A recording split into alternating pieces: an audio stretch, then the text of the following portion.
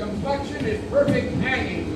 Stand fast, good faith if it's hanging. If we be not born to be hanged, our case is miserable. Well, with the culprit! Lower! Regular time with the main course! A plague upon this howling. They're loud in the weather or our office. Yes, again. What do you here? Shall give over and drown? Have you mind for us to save? Possum and drink, falling blasphemous and charitable dog. Work you then! Hang fast! Hang you all that into the noise maker! We're not afraid to be drowned now! I'll warn him for drowning. No, the ship were no stronger than a nutshell, and as leaky as an unstanched winch. Fire a hose! A hose! Off to sea again! Lay her off! Hold us! Hold us! Hold us! What must our mouths be called? Richard Rare, system, for our case is as which. I am not patient. We have been cheated of our lives by drunkards. This white-checked rascal would not like his life washed in the drowning of 10 times. He'll be hanged yet. Every drop of water swear against it, and gave it wide as blood.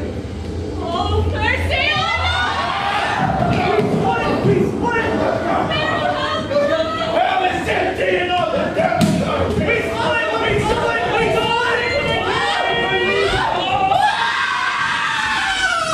Now would I go 1,000 furlongs at sea for an acre of barren ground.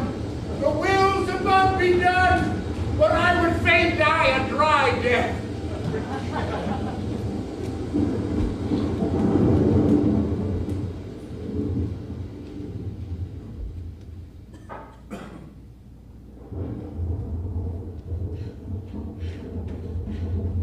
If by your art, my dearest father, you have put the wild waters in this roar, allay them. The sky, it seems, would pour down stinking pitch, but that the sea, mounting to the welkin's cheek, dashes the fire out. Oh, I've suffered with those that I saw suffer. A brave vessel who had no doubt some noble creature in her dashed all to pieces. Oh, the cry did knock against my very heart. Poor souls that perished. Had I been any god of power, I would have sunk the sea within the earth, or ere it should the good ship so have swallowed and defrauding souls within her. Be collected. No more amazement. Tell your piteous heart there's no harm done. Oh, No woe to death! harm! I have done nothing but in care of thee, my dear one, thee, my daughter, who art ignorant of what thou art, not knowing from whence I am, nor that I am more better than Prospero, master of a full Porcel, and I no greater father. More to know did never meddle with my thoughts. 'Tis time I should inform thee farther. Here, then I am. Pluck my magic garment from me.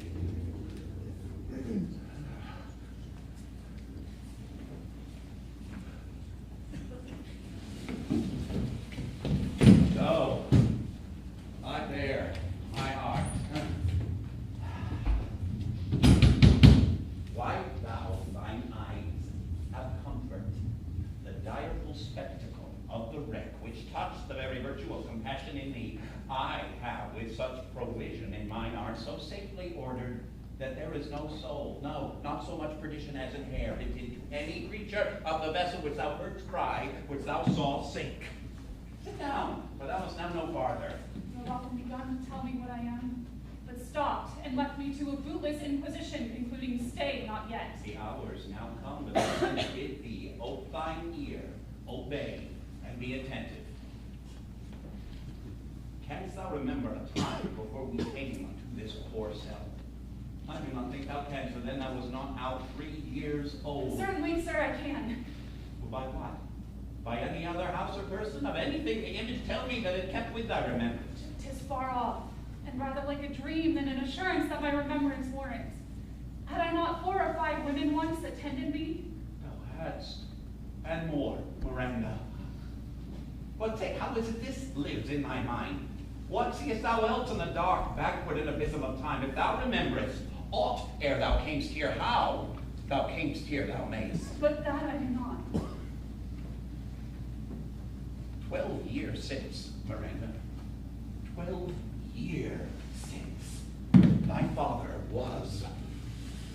Duke of Milan and a Prince of Power. Sir, are not you my father? Thy mother was a piece of virtue, and she did say thou was my daughter. And thy father was the Duke of Milan, and his only heir, a princess, no worse issued. Oh, the heavens! What foul play had we that we came from thence? Or blessed was we did? Both. My girl, by foul play, as thou sayest, were we heaved thence, but blessedly helped hither. Oh, my heart bleeds to think of the teen that I have turned you to, which is from my remembrance. Please you farther.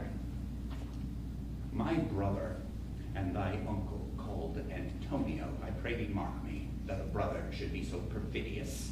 He, whom next thyself, of all the world I loved, and to him set the manage of my state, as at that time through all signories it was the first, and Prospero, the prime duke, being so reputed in dignity, and for the liberal arts without a parallel, those being all my study, the government I cast upon my brother, and to my state grew stranger, being transported and wrapped in secret studies. My false uncle, dost thou attend me? Sir, most deeply. Being once perfected how to grant suits and how to deny them, who to advance and who to trash, for o'ertopping, new created the creatures that were mine, I say, or changed them, or else new formed them.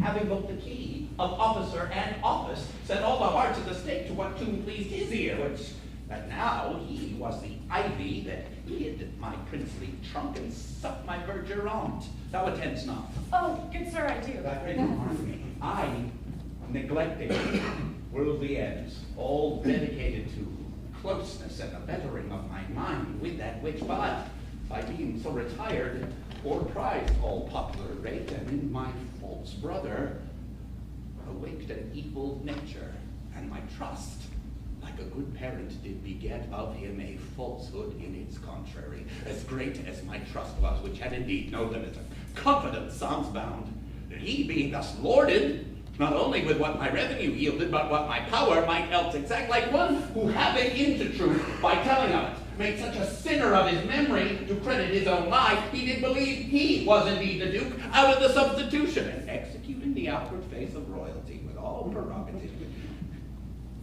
Dost thou hear? Your tale, sir, would cure deafness. To have no screen between the part he played and him he played it for, he needs will be absolute villain. And me, poor man, my library was dukedom large enough. Of temporal royalties he thinks me now incapable. Confederates, so dry he was for sway, with the king of Naples, to give him annual tribute, do him homage, subject his coronet to his crown, and bend the dukedom yet unbowed. Alas, poor Milan, to most ignoble stooping. Oh, the heavens. Mark his condition and the event, then tell me if this should be a brother. I should sin to think but nobly of my grandmother. Good wombs have borne bad sons. Now the condition. The king of Naples, being an enemy to me, inveterate, hearkens my brother's suit, was that he, in lieu of the premises of homage, and I know not how much tribute, should presently extirpate me and mine out of the dukedom, and confer fair Milan with all the honors on my brother. Whereon a treacherous army levied, one midnight, fated to the purpose, did Antonio open the gates of Milan, and in the dead of darkness, the ministers for that purpose hurried thence me and my crying self. Alas, for pity. I not remembering how I cried out then will cry it o'er again. It is a hint that brings mine eyes to it. Hear a little further, and then I'll bring thee to the present business which now is upon us, without the which my tale were most impertinent. Wherefore did they not that hour destroy us? Well demanded, wench. My tale doth provoke that question, dear. They durst not. So dear the love my people bore me, nor set a mark so bloody on the business, but with colors fairer painted their foul ends. In few, They hurried us aboard a bark and bore us some leagues to sea, where they prepared a rotten carcass of a butt, not rigged, no tackle, no sail, no mast. The very rats instinctively have quit it. And there they hoist us to cry to the sea that roared to us, to sigh to the winds whose pity, sighing back again, did us but loving wrong. Lack, what trouble was I then to you? A cherubim, thou wast fed and preserved me, thou wouldst smile, infused with a fortitude from heaven, when I have decked the sea with drops full salt under my burthen groan, which raised in me an undergoing stomach to bear up against what should ensue. How came we ashore? By providence divine. Some food we had and some fresh water that the noble Neapolitan Gonzalo, out of his charity, he being appointed master of that design, did give us with rich garments, linen, stuffs, and necessaries, which since have steaded much. So of his gentleness, knowing I loved my books, he did furnish me from mine own library with volumes that I prize above my duty. Would I might but ever see that man. Sit still, and hear the last of our sea sorrow. So here, upon this island we arrived, and here have I, thy schoolmaster, made me more profit than other princess can, who have more time for vainer hours, and tutors not so careful. Heavens thank you for it. And now I pray you, sir, for still 'tis beating in my mind, your reason for raising the sea storm. Know thus far forth, by accident most strange, bountiful fortune, now, my dear lady, have mine enemies brought to this shore, and by my precept I find my zenith doth depend upon a most auspicious star, whose influence, if I court not but own it, my fortunes will ever after droop. But Now cease thy questions. Thou art inclined to sleep. 'Tis a good dullness. Give it way. I know thou canst not choose. Come away, servant. I am ready now. Approach, my Ariel, come! All hail, great master. Grave sir, hail. I come to answer thy best pleasure, be it to fly, to swim, to dive into the fire, to ride on the curled clouds, to thy strong bidding, task Ariel and all his quality. Hast thou, spirit, performed to point the tempest that I bade thee? To every article. I boarded the king's ship, now in the beak, now in the waist, the deck, in every cabin I flamed amazement. Sometime I'd divide and burn in many places. On the topmast, the yards and the bowsprit, would I flame distinctly, then meet and join.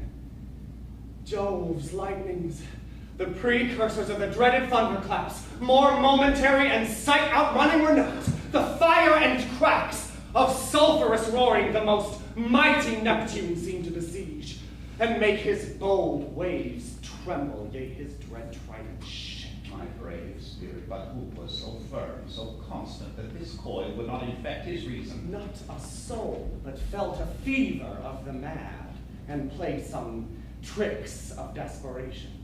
All but mariners plunged in the foaming brine, then quit the vessel and all afire with me. The king's son, Ferdinand, with hair upstaring, but then like reeds, not hair, was the first man that leaped, cried, "Hell is empty, and all the devils are here." Why, that's my spirit.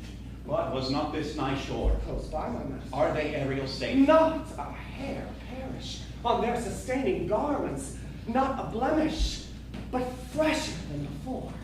And as thou badst me, in troops I have dispersed them about the isle.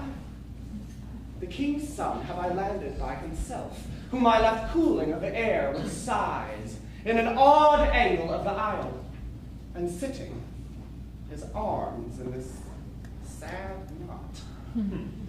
Of the king's ship, the mariners say how thou hast disposed, and the rest of the fleet. Safely in harbor is the king's ship, in the deep nook where once thou calledst me up at midnight to fetch dew from the still vexed Bermoothes. There she's hid. The mariners all under hatches stowed, who with a charm joined to their suffered labors, I have left asleep. As for the rest of the fleet, whom I dispersed, they all have met again and are upon the Mediterranean float, bound sadly home for Naples, supposing that they saw the king's ship wrecked and his great person perish. Ariel, thy charge exactly thou hast performed, but there's more work. What is the time of day? Past the mid-season. At least 2 glasses. The time 'twixt 6, and now must by us both be spent most preciously. Is there more toil? Since thou dost give me pains, let me remember thee what thou hast promised, which is not yet performed me. How now? Moody? What is it thou canst command? My liberty. Before the time be out, no more. I prithee remember, I have done thee worthy service, told thee no lies, made thee no mistakings, served without or grudge or grumbling. Thou didst promise to bait me a full year. Hast thou forgot from what a torment I did free thee? Thou hast, and thinks it much to tread upon the hooves of the salty, to run upon the sharp winds of the north, to do me business in the veins of the earth when it is baked with frost. I do not. Thou liest, malignant thing! Hast thou forgot the foul witch Sycorax, who with age and envy was thrown into a hoop? Hast thou forgot her? No, sir. Thou hast. Speak, where was she born? Tell me. Sir, in Argent. Oh, was she so? I must once in a month recount what thou hast been which thou forgetst. This damned witch, Sycorax, for mischiefs manifold and sorceries terrible to enter human hearing, from Argier thou knowest was banished. For one thing she did, they would not take her life. Is not this true? Aye, sir. This blue-eyed hag was hither brought with child, and here was left by the sailors. Thou, slave, as thou reports, was then her servant, but as thou was a spirit too delicate to act her earthy, and abhorred commands, refusing her bread, as she did confine thee into a cloven pine, within which rift imprisoned thou didst painfully remain 12 years, within which space she died, and left thee there, where thou didst vent thy groans as fast as mill wheels strike. Then was this island, save for the sun that she did litter here, a freckled whelp hag-born, not honored with a human shape. Yes, Caliban herself. Dull thing, I say, he that Caliban whom now I keep in service. Thou best remember what a torment I did find thee in. Thy groans did make the wolves howl, penetrate the breasts of ever angry bears. It was a torment to lay upon the damned, which Sycorax could not again undo. It was mine art when I arrived and heard thee that made gape the pine and let thee out.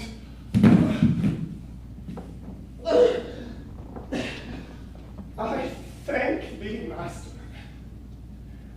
If thou more murmurest, I will rend an oak and peg thee in his knotty entrails till thou hast howled away 12 winters. Pardon, master. I will be correspondent to command and do my spiriting gently. Do so, and after 2 days I will discharge thee. That's my noble master. What shall I do? Say what? What shall I Go, do? make thyself like a nymph of the sea, invisible to all eye but mine and thine. Go, hence, with diligence. Awake, dear heart. Awake. Oh, thou hast slept well. Awake. The strangeness of your story put heaviness in me. Well, shake it off. Come on, we'll visit Caliban, my slave, who never yields us kind answer. 'Tis a villain, sir, I do not love to look on. Well, as it is, we cannot miss him. He has fetched our fuel and make our fire and serves in offices that profit us. What ho, slave! Caliban! Thou art now, speak! There's wood enough within. Come forth, I say, thou art best to answer other business.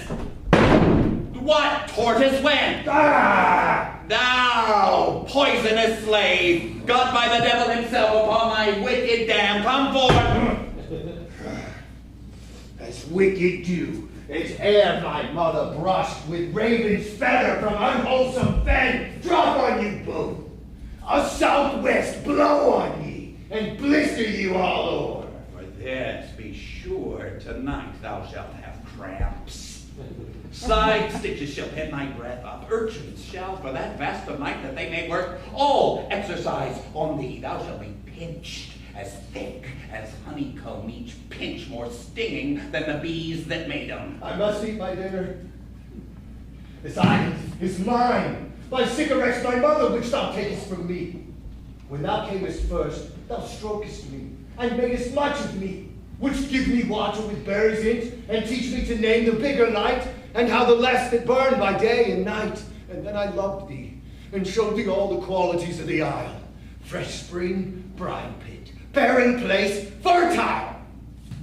Cursed be I that did so. All the charms of sycorax, toads, beetles, bats, light on thee. For I am all the subjects that you have, which first was mine own king, and here you stye me in this hard rock, whilst you do keep the rest of the island from me. Thou most light slave, whom stripes may move, not kindness. I have used thee, filth as thou art, with human care, lodged thee in mine own cell, till thou didst seek to violate the honor of my child. Had it been done, thou didst prevent me. I had else peopled the isle with Calibans. Abhorrent slave, which any print of goodness will not take, being capable of all ill. I pity thee, took pains to make thee speak, taught thee each hour one thing or other. When thou didst not savage, know thine own meaning, but didst gabble like a thing most brutish. I endowed thy purposes with words that made them known. But thy vile race, though thou didst learn, had that in it which good natures could not abide to be with. Therefore wast thou deservedly confined into this rock, who hadst deserved more than a prison. You taught me language, and my profit on't is I know how to curse. The red plague with you for learning me your language. Absent hence! Fetch us in fuel and be quick. Thou art best to answer other business. Shrugs thou malice! If thou neglects or dost unwillingly what I command, I will rack thee with old cramps. Fill all thy bones with aches. Make thee roar that beasts shall tremble at thy din. No, pray thee. I must obey. His art is of such power, it would control my damn's god Setibos and make a vassal of him. So, slave heads!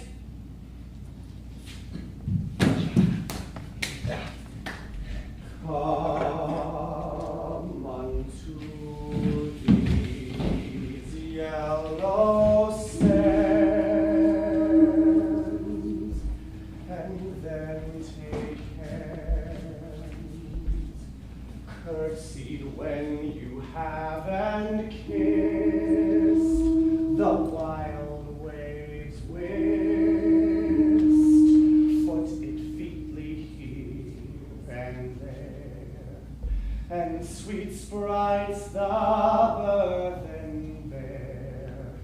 Hark, hark, the watchdogs bark. Hark, hark, I hear the strain of strutting chanticleer. Cry cock-a-diddle-dow.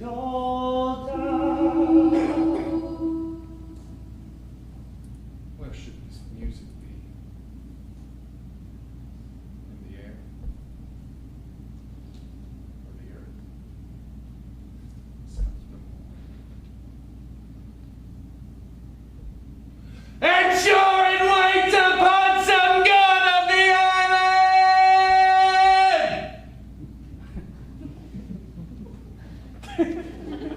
Sitting on a bank, weeping, again the king my father's lost, this music crept by me along the waters, allaying both its fury and my passion with its sweet air. This I have followed it, or it had drawn me, rather, but 'tis gone. No, it begins again. Full fathom 5, thy father lies, of his bones are coral made. Those are pearls that were his eyes, nothing of him that doth fade, but doth suffer a sea change into something rich and strange. Sea nymphs loudly ring his knell.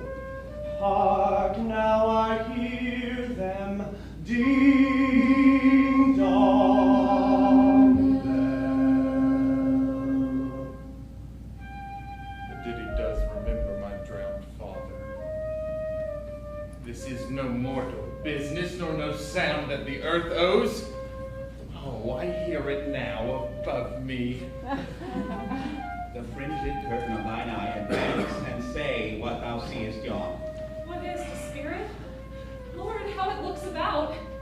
Believe me, sir, it carries a brave form, but 'tis a spirit. No, wedge, it eats and sleeps and has such senses as we have such. This gallant that thou seest was in the rack, and though he's somewhat stained with grief, that's beauty's canker. Thou mightst call him a goodly person. He hath lost his fellows and strays about to find them. I might call him a thing divine, for nothing natural I ever saw so noble. It goes on, I see as my soul prompts it. Spirit, fine spirit, I'll free thee within 2 days for this.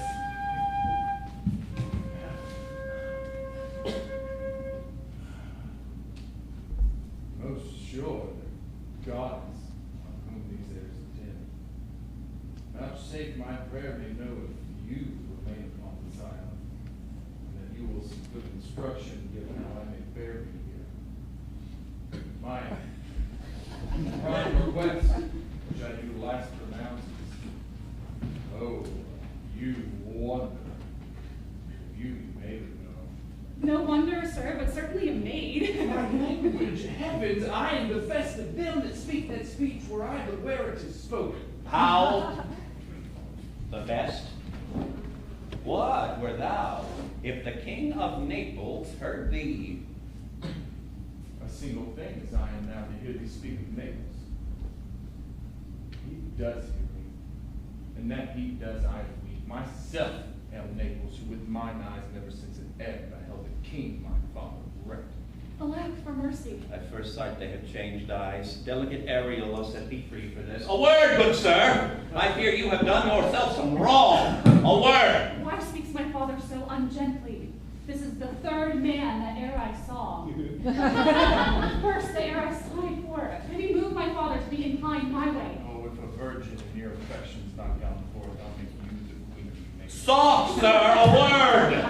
Bear now in Ivan's power, but this swift business I must uneasy make, lest too light winning make the prize light. A word, sir! Thou usurpst the name thou owest not, and hast put thyself upon this island as a spy, to win it from me, the Lord on't. No, as I am a man. There is nothing ill can dwell in such a temple. If the ill spirit goes so fair a house, good things will strive to welcome it. Follow me! Speak not for him, he's a traitor. I will manacle thy neck and feet together. Sea water shalt thou drink. Thy food shall be the fresh brook mussels, withered roots and husks, wherein the acorns cradle. Follow! No! I will resist such entertainment till mine enemy has more power. Dear father, make not too rash a trial of him, for he is gentle and not fearful. What, I say my foot, my tutor? Put up thy sword, traitor, who makes the show but dares not strike. Thy conscience is so possessed with guilt. Come from thy ward, for I can here disarm thee with this stick and make thy weapon drop. Beseech you, father. Hang not on my garment. Have pity, sir, I'll be assured. Silence! One word more. shall make me chide thee, if not hate thee. What, an advocate for an impostor? Gosh, foolish wench! Thinks there are no such shapes as he, having seen but him and Caliban? Foolish wench! To the most of men, this is a Caliban. And they, to him, are angels. My ambitions are the most humble. I have no desire to see a goodlier man.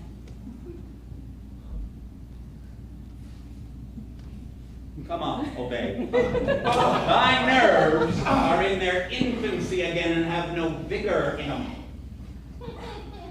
So they are. My spirits, as in a dream, are all bound up. My father's loss, the weakness which I feel, the wreck of all my friends, nor this man's threats to whom I am subdued are but light to me.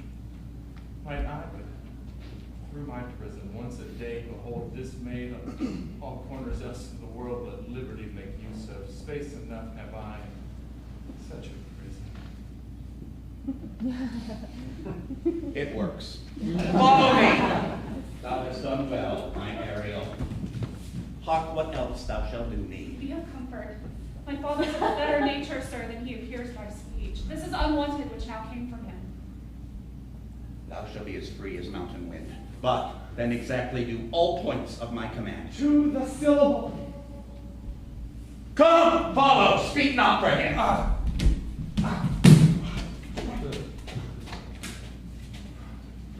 Beseech you, sir, be merry. You have cause, so have we all, of joy, for our escape is much beyond our loss. How can it always come every day some sailor's wife, the masters of some merchant, and the merchant have just our theme of woe. But for the miracle, I mean our preservation. Few in millions can speak like us. Then wisely, good sir, weigh our sorrow with our comfort. Privy peace. He receives comfort like cold porridge. The visitor will not give him also.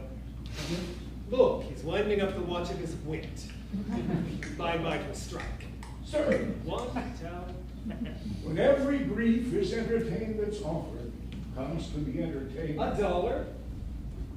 Dolour comes to him indeed. You have spoken truer than you purposed. You have taken it wiselier than I meant you should. Therefore, my lord. Why, what a spendthrift is he of his tongue? I pray thee spare! Well, I've done. But yet, He will be talking. Of which, he or Adrian, for good wager, first begins to crow. The old cock. The cock row. Done. The wager. A laughter. A match. Though this island seem to be desert, So you're paid. uninhabitable and almost inaccessible, yet He could not miss it. it must needs be of subtle, tender, and delicate temperance. Temperance was a delicate wench. Aye, and a subtle was he so learnedly delivered. The air breeze upon us here most sweet. As if it had long and rocky ones. Or as were perfumed by a fen. here is everything advantageous to life. True. Save needs to live. Of that there's none or little. How lush and lusty the grass looks. How green. The ground indeed is tawny. With an eye of green inch. He misses not much. No, he doth but mistake the truth. Totally. But the rarity of it is, which is indeed almost beyond credit, As many vouched rarities are. that our garments, being as they were drenched in the sea, hold notwithstanding their freshness and glosses, be rather you died than stained with salt water. If but one of his pockets could speak, would they not say he lies? Aye, or very falsely pocket up his report. Thinks our garments are now as fresh as when we put them on first in Africa, at the marriage of the king's fair daughter, Clarabelle, to the king of Tunis. 'Twas a sweet marriage, and we prosper well in our return. Tunis was never graced before with such a paragon to their grace. Not since widow Dido's time. Widow Dido said you make me study of that. She was of Carthage, not of Tunis. This Tunis, sir, was Carthage. Carthage? I assure you, Carthage.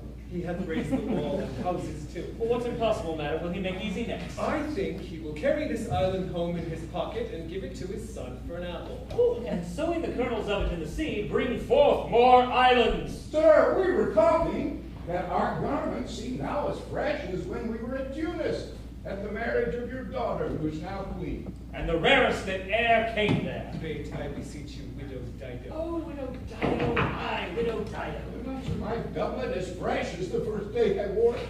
I mean, in a sword. A sword that was well fished for. And I wore it at your daughter's marriage. You cram these words into an ear against the stomach of my sense. Would I have never married my daughter there. For coming thence my son is lost. And in my reign she too, who is so far from Italy removed, I ne'er again shall see her. O thou mine heir of Naples and of Milan, what strange fish hath made his meal on thee? Sir, he may live. I saw him beat the surges under him and ride upon their backs. He trod the water whose enmity flung aside, and breasted the surge most swoln that met him. His bold head above the contentious waves he kept, and oared himself with good arms and lusty stroke to the shore, that o'er his wave-worn bases bowed as stooping to relieve him. I not doubt he came alive to land. No. He's gone. Sir, you may thank yourself for this great loss that would not bless our Europe with your daughter, but rather lose her to an African, where at least she is banished from your eye, who hath cause to wet the Greek blood. Prithee, peace. You are kneeled to, and importuned otherwise by all of us, and the fair soul herself weighed between loathness and obedience, at which end the beam should bow. We have lost your son, I fear forever. Milan and Naples have more widows in them of this business making than we bring men to comfort them. The faults of your own. So is the dearest of the lost. My Lord Sebastian, the truth you speak doth lack some gentleness. Time to speak it in. You rub the sore when you should bring the plaster. Very well. And most certainly. It is foul weather in us all, good sir, when you were cloudy. Foul weather. Very foul. Had I plantation of this isle, my lord, Him sow it with nettle seed. The ducks, the mounds, and were the king on it, what would I do? escape being drawn for want of wine. In the commonwealth, I would by contraries execute all things. For no kind of traffic would I admit, no name of magistrate, letters should not be known, riches, poverty, and use of service, none. Contract succession, born down to land till vineyard, none. No use of metal, corn or wine or oil. No occupation. All men idle, all. And women too. But innocent and pure. No sovereignty. Yet he would be king on The latter end of his commonwealth forgets the beginning. All things in common nature should produce, without sweat or endeavor, treason, felony, sword, pike, knife, gun, or need of any engine would I not have, but nature should bring forth, of its own kind, all voice and all abundance, to feed my innocent people. no marrying among his subjects. Oh, none man, all idle, whores and knaves. I would to such perfection govern, sir, to excel the golden age. Save his majesty. Long live Gonzalo! And do you mark me, sir? Prithee no more, thou hast taught nothing to me. I do well believe your highness. I did it to minister occasion to these gentlemen who are of such sensible and nimble lungs that they always used to laugh at nothing. It was you we laughed at. Who in this kind of merry fooling am nothing to you, so you may continue and laugh at nothing still. Oh, what a blow was there given! And it had not fallen flat long. Oh, you are gentlemen of brave metal.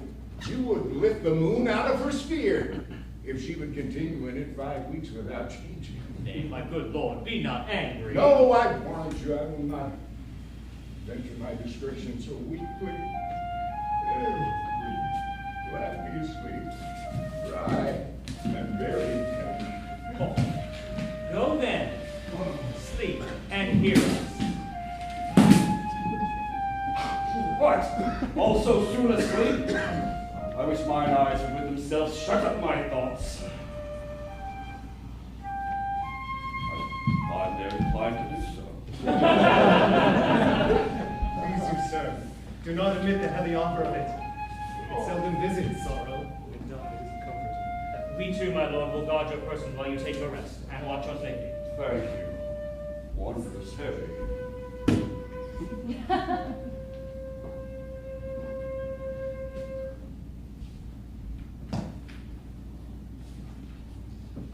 But a strange drowsiness possesses them. It is a quality of the climate. Why doth it not then our eyelids sink? I find not myself disposed to sleep. Nor I. My spirit is nimble. They fell together all as by consent. They dropped as by a thunderstroke.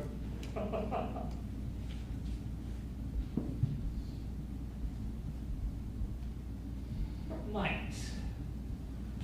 Worthy Sebastian? Oh, what might. No more. And yet, methinks I see it in thy face. Or what thou shouldst be. The occasion speaks thee, and my strong imagination sees a crown dropping on my head. What, art thou waking? Dost thou not hear me speak? I do. And surely 'tis a sleepy language, and thou speakest out of thy sleep. What was it thou didst say? This is a strange repose to be asleep with eyes wide open, standing, speaking, moving, yet so fast asleep. Noble Sebastian, thou lettest thy children sleep. Die around. Winks whilst thou art waking. Thou dost snore distinctly. There's meaning in thy snores. I am more serious than my custom. You must be so too. If he be which to do so trebles the oar. Well, I am standing water. I'll teach you how to flow. Do so. To add hereditary sloth instructs me. Oh, if you but knew how you the purpose cherish, whilst thus you mock it. How in stripping it you more invest it. Ebbing men indeed most often do, so near the bottom run, by their own fear. Or sloth. Prithee, say on. The setting of thine eye and cheek proclaim a matter of thee, and a birth, indeed, which throws thee much to yield. Thus, sir, although this lord of weak remembrance, this who shall be as of little memory when he is earth, here hath almost persuaded, for he is spirit of persuasion only, professes to persuade the king his sons alive. Now, 'tis possible he is undrowned, he sleeps, swims. I have no hope that he is undrowned. But out of that no hope. What greater hope have you? No hope. That way lies another way. So high a hope even ambition cannot pierce a wink beyond without discovery there. Will you grant with me that Ferdinand is drowned? He is gone. Then tell me, who is the next heir of Naples, Clarabelle? She that is queen of Tunis. She that dwells 10 leagues beyond a man's life. She that from Naples can have no note unless the sun were post. The man in the moon's too slow, till newborn chins be rough and razorable. She that from whom we were all sea swallowed, and though some cast again, and by that destiny, to perform an act, where what's past is prologue, and what to come, in yours and my discharge. What stuff is this? How say you? 'Tis true my brother's daughter's queen of Tunis, so is she heir to Naples, twixt which regions there is some space. A space whose every cubit seems to cry out, how shall that Clarabelle measure us back to Naples? Keep in Tunis, let Sebastian wake. Say this were death, that now hath seized them. Why, they are no worse than now they are. There be that who can rule Naples as well as he that sleeps. lords that prate as amply and unnecessarily as this Gonzalo. Oh, but that you bore the mind I do. Asleep were this for your advancement. Do you understand me? Methinks I do. How does your content tender your own good fortune? I remember that you did supplant your brother, Prospero. Aye, sir. And look how well my garments sit upon me.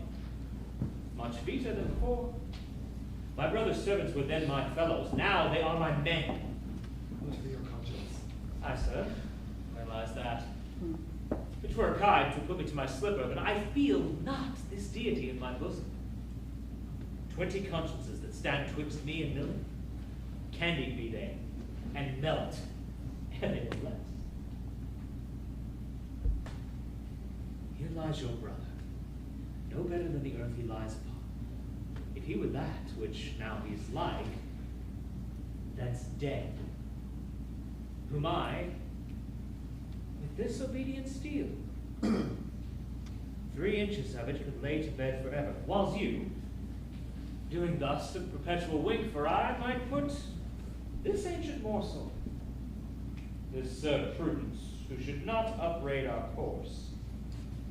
But for all the rest, they'll take suggestion as a cat laps milk. They'll tell the clock to any business we say befits the hour.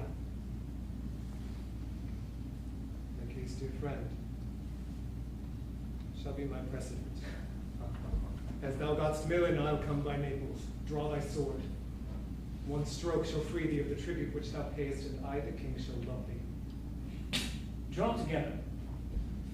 And when I rear my hand, do you the like to fall upon Gonzalo? Oh, but one word. My master, through his art, sees the danger that you, his friend, are in, and sends me forth, for else his project dies, to keep them living. While you here do snoring lie, open-eyed conspiracy his time doth take. If of life you keep a care, shake off slumber and beware. Awake, awake! That will be settled. Now, good angels, preserve the king. What time now? Ho, awake! Why are you drawn?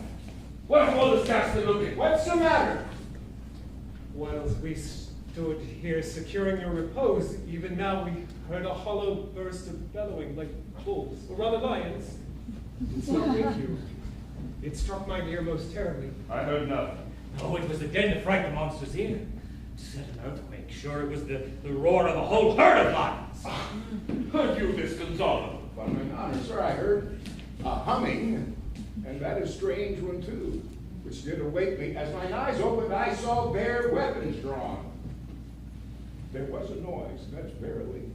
'Tis best we stand upon our guard, or that we quit this place. Let's draw our weapons. Leave off this ground, and let's make further search for my poor son. Heavens keep him from these beasts, for he is sure in the island. Lead away.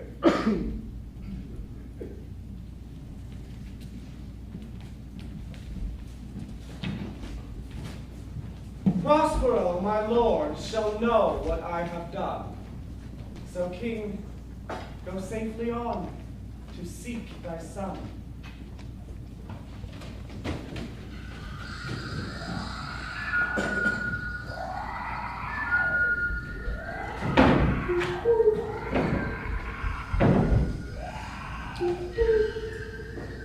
All the infections that the sun sucks up from bogs, fens, flats, on Prosper fall, and by inch may make him a disease.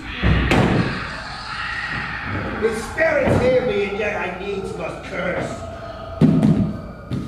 They'll nor pinch, fright me with urchin shows, pitch me in the mire, nor leave me like a firebrand in the dark out of my way, unless he bid it. But for every trifle that they set upon me, sometimes like apes, they mow at me, and after bite me, and then like hedgehogs which like tumbling in my barefoot way, and mount their pricks at my footfall. Sometimes am I all wound with atoms, who with cloven tongue do hiss me into madness. Look now! There comes the spirit of his, and to torment me, to bring him winning slowly. I'm not glad, perchance he will find me.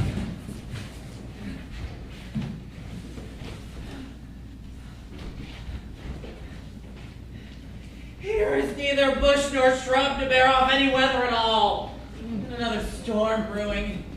I hear it sing in the wind. Yon same black cloud, yon huge one, looks like a foul bomber that would shed his liquor.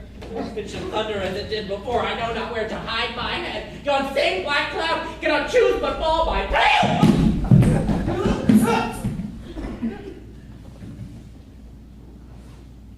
What if we hear? A man or a fish?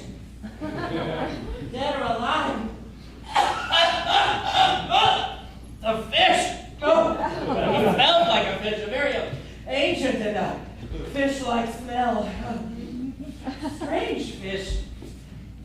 Were I in England now as I once was, and had but this fish painted, and not a holiday fool there, but would give a piece of silver, there would this monster make a man. Any strange beast there makes a man.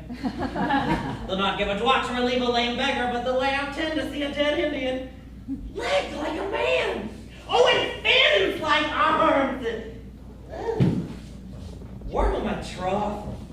I do not let loose my opinion, hold it no longer. This is no fish, but an islander that hath lately suffered by a thunderbolt. Woo! Alas, the storm has come again.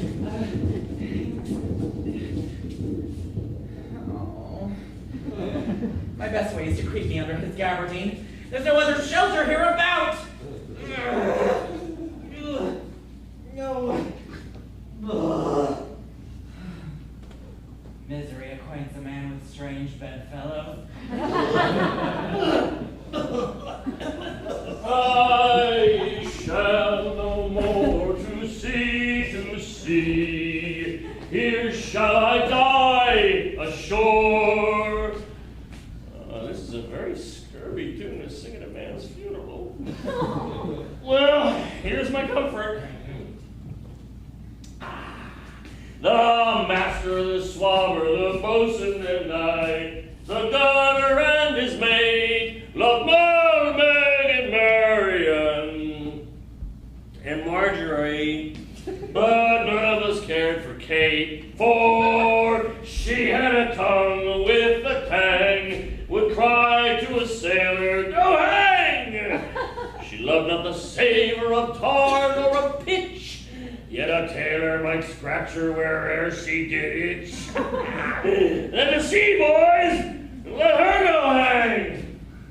Oh, this is a scurvy tune too. Here's my comfort. Do not torment me! What's the matter? Have we devils here? Do you put tricks upon us with salvages and men of Indy? Ha!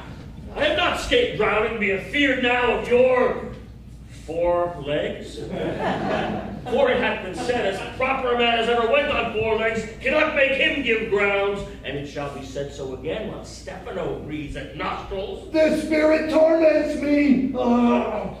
This is some monster of the isle, with 4 legs, who hath got, as I take it, an ague.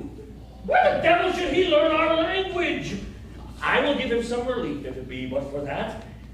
If I can recover him and keep him tame and get to Naples with him, he's a present for any emperor that ever trod on neat's leather. Do not torment me, prithee. I will bring my wood home faster. He's in his fit now and does not talk after the wisest. He shall taste of my bottle. If he have never drunk wine before, it will go near to remove his fit. God, if I can recover him and keep him tame, I will not take too much for him. He shall pay for him that hath him, and that soundly. Thou dost me yet but little hurt. Thou wilt anon, I can tell it by thy trembling. Now prosper works upon thee. Come on your ways. Open your mouth. Here's that which will give you language, cat. Open your mouth again. This will shake your shaking, I can tell you, and that that soundly. Oh, well, you cannot tell who's your friend? Open your chops again. I should know that voice. It should be. Nobody is drowned, and these are devils. Oh, defend me! 4 legs and 2 voices. A most delicate monster. His forward voice now is to speak well of his friend. His backward voice is to utter foul speeches and to detract. If all the wine in my bottle will recover him, I will help his ague. Come, amen. I will pour some in thy other mouth. Thy other mouth called me? This is a devil and no monster. I will leave him. I have no long spoon. Stefano, if thou beest Stefano, touch me and speak to me, for I am Trinculo. Oh, be not of fear, thy good friend Trinculo. If thou beest Trinculo, come forth. I will pull thee by the lesser legs. If any be Trinculo's legs, these be they. Thou art very Trinculo indeed. How camest thou to be the siege of this moon calf? What can he bend Trinculo? I took him to be dead by a thunderstroke. Oh, but art thou not drowned, Stefano? Oh, I hope now thou art not drowned. And is the storm overblown? I hid me under the dead moon calf's gabardine for fear of the storm. Oh, and oh, no living Stefano! Oh, Stefano! To Neapolitan state! Prithee! Oh, do not turn me about. My stomach is not constant. These be fine things, and if they be not sprites, that's a bold god and bear celestial liquor. I will kneel to him. How didst thou escape? How camest thou hither? Swear by this bottle how thou camest hither. I escaped upon a butt of sack, which the sailors heaved overboard. By this bottle, which I made from the bark of a tree with my own hands, since I came swear ashore. upon that bottle to be thy true subject, for the liquor is not earthly. Here, swear then how thou escaped. I swam ashore, man. I can swim like a duck. I'll be sworn. Here, kiss the book. Though thou canst swim like a duck, thou art made like a goose. Oh, Stefano, hast thou more of this? The whole butt, man. My cellar is in a rock by the seaside where my wine is hid. How now, mooncalf? How does thine ague? Hast thou not dropped from heaven? Out of the moon, I do assure thee. I was the man in the moon when time was. I have seen thee in her, and I do adore thee. My mistress showed me thee, and they dog, and they bush. Come then, swear to that. Kiss the book. I will furnish it anon with new contents. Swear. Oh, by this good light, this is a very shallow monster. I have feared of him, a very weak monster. The man in the moon, a most poor, credulous monster. Well-drawn monster in good sooth. I'll show thee every fertile inch of the island, and I'll kiss thy foot. I prithee, be my God. By this light, a most perfidious and drunken monster. When God's asleep, he'll rob his bottle. I'll kiss thy foot and swear myself thy subject. Come on then, down and swear. I'll let myself to death with this puppy-headed monster, a most scurvy monster. I could find it in my heart to beat him. Come, kiss. But the poor monster didn't drink. Oh, an abominable monster. I'll show thee the best springs. I'll get thee berries. I'll fish for thee. I'll get thee wood enough. A plague upon the tyrant that I serve. I'll bear him no more sticks, but follow thee, thou wondrous A man. most ridiculous monster to make a wonder of a poor drunkard. Let me bring thee where crabs grow, and I with my long nails will dig pig nuts for thee. Show thee a jay's nest. Instruct thee how to snare the nimble marmoset. I'll bring thee to clustering filberts, and sometimes I'll get thee young scamps from the rock. Wilt thou go with me? I prithee now, lead the way without any more talking. Trinculo, the king and all our company else being drowned, we will inherit here. Here, bear my bottle, fellow Trinculo. We'll fill him by and by again. Farewell, master, farewell. A howling monster, a drunken monster. No more dams I'll make for fish, no fetching, fiery, half requiring.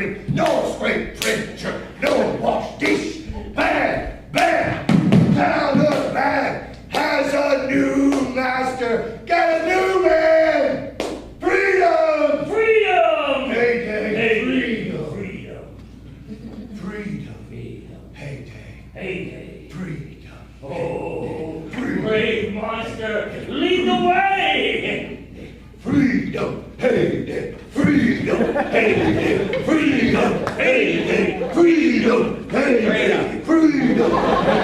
Hey there.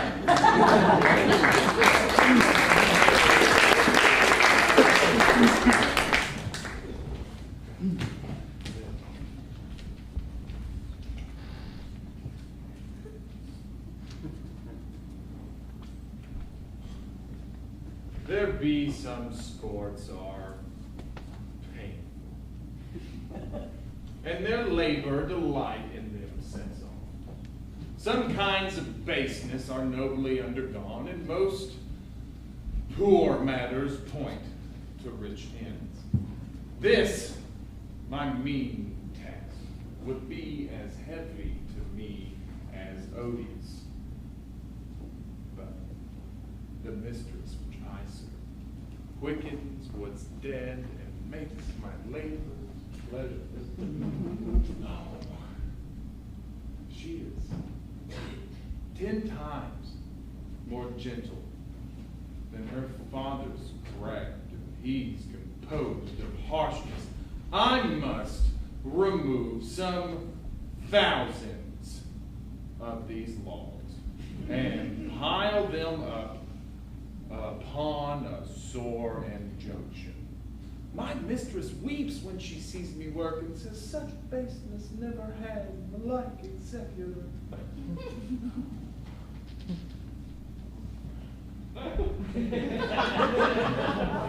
I forget, but these sweet thoughts do refresh my labors, most busy, at least when I do it. Alas, no, pray you, work not so hard. And would the lightning had burnt up those logs that you're enjoying the pile. Pray, set it down and rest you. When this burns, you'll weep for having wearied you. My father's hardest study. Pray now rest yourself. You stay for these 3 hours. Oh, noble mistress, the sun will set before I shall discharge what I must strive to do. If you'll sit down, I'll bury your logs a while. Pray give me that, I'll carry it to the pile. Oh, precious creature, I had rather crack my sinews, break my back, than you should such dishonor undergo while I sit lazy by.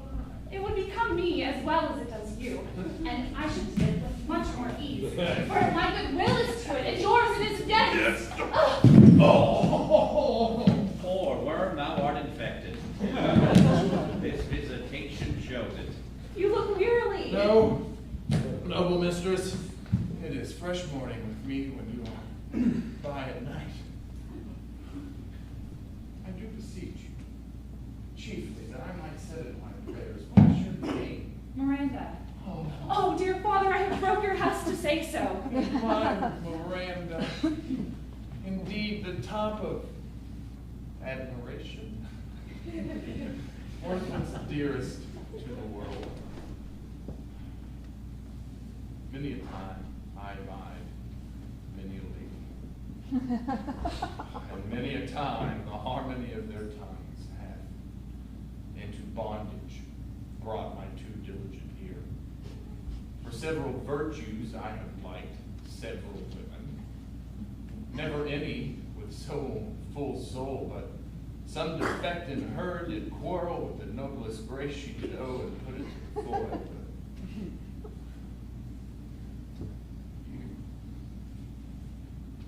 so perfect and so peerless, are created of every creature's best. I do not know one of my sex. No woman's face remember, save from my glass, my own. Nor have I seen more than I may call men than you, good friend, and my dear father. How features are abroad, I am skilless of, but by my modesty, the jewel in my dower, I would not wish any companion in the world but you. Nor can imagination form a shape besides yourself to like of. But I prattle something too wildly, and my father's precepts I therein do forget. I am, in my condition, a prince.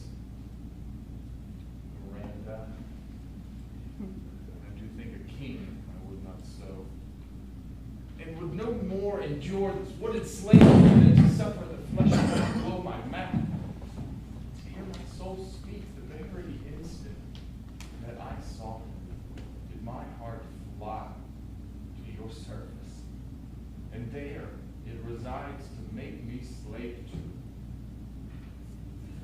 sake, your mind is patient, long man. Do you love me? Oh, heaven, oh, earth, bear witness to this sound, and crown what I profess with kind event if I speak true. If hollowly invert what is best voted me mischief. I, beyond all limit of what else in the world, do love, prize, honor you. I'm a fool to weep at what I'm glad of. Fair encounter of two most rare affections. Heavens rain grace on that which breeds between them. Wherefore And mine unworthiness, that dare not offer what I desire to give, and much less take what I shall die to want. This is trifling, and all the more it seeks to hide itself, the bigger bulk it shows. Hence, bashful cunning, and prompt me plain and holy innocence. I am your wife, if you will marry me. If not, I'll die your maid. To be your fellow, you may deny me, but I'll be your servant, whether you will or no. My mistress, dearest, and I, this humble emperor. My husband, then? I, with a heart as willing as bondage, heir of freedom, here's my hand. And mine, with my heart in it. And now farewell, till half an hour hence. 1,000,000.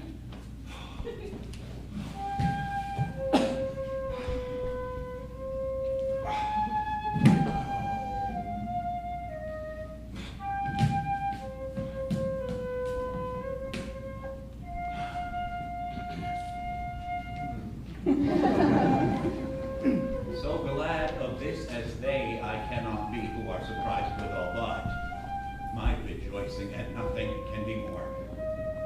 Up to my book, for yet ere supper time must I perform much business appertaining.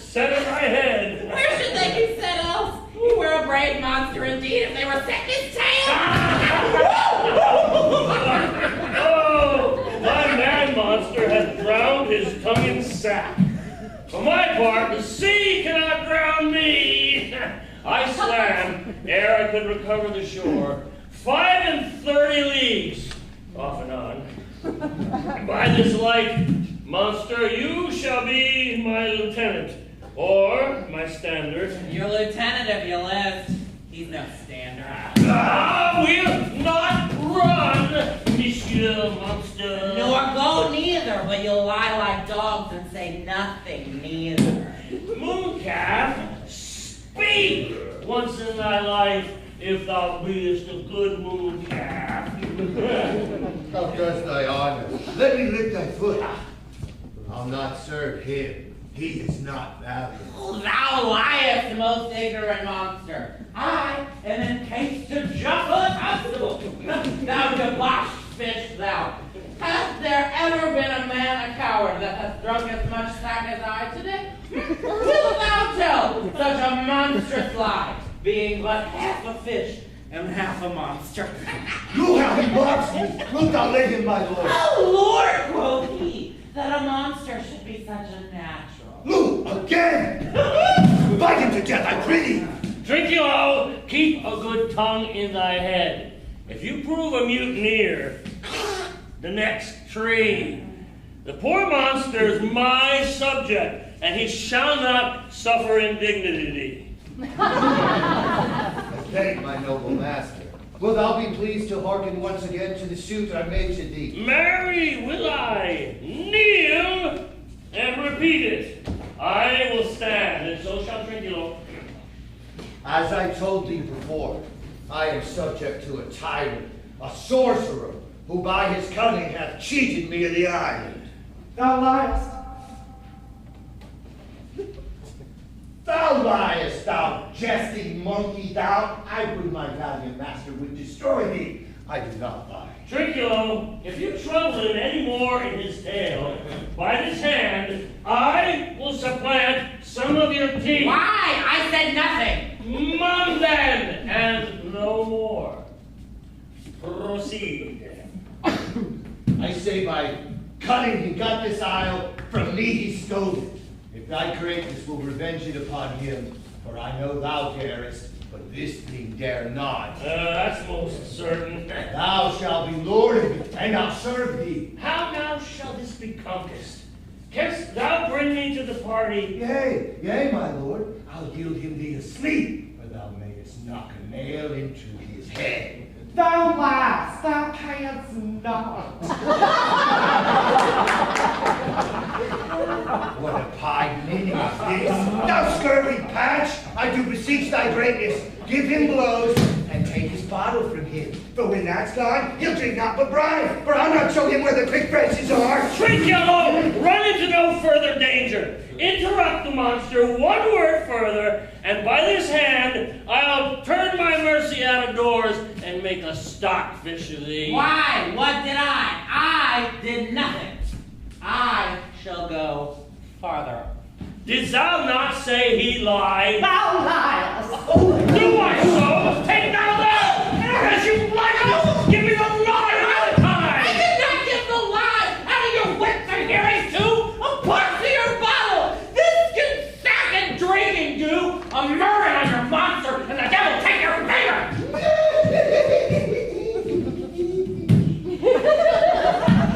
Now, forward with your tail. I prithee, stand farther off. Beat him enough. After a little time, I'll beat him too. Stand farther.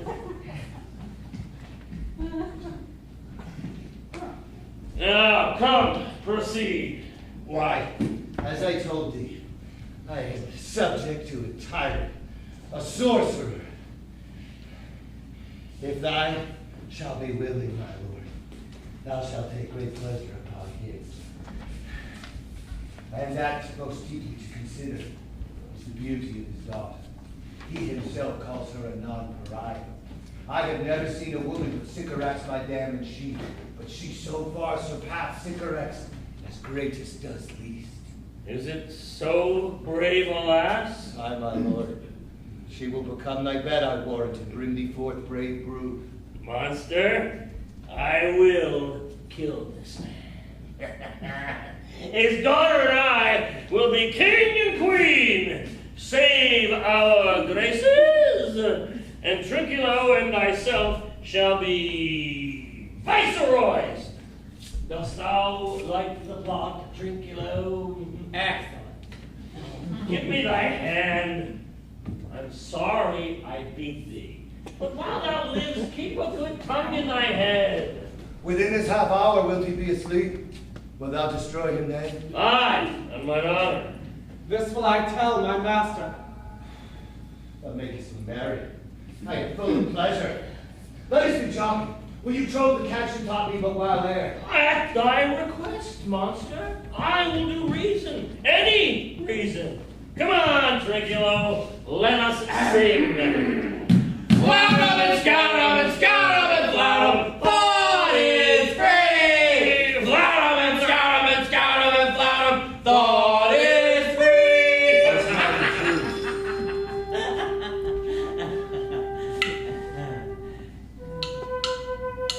What is this saying? This is the tune of our catch, played by the picture of nobody. Thou beest a man. Show thyself in my likeness.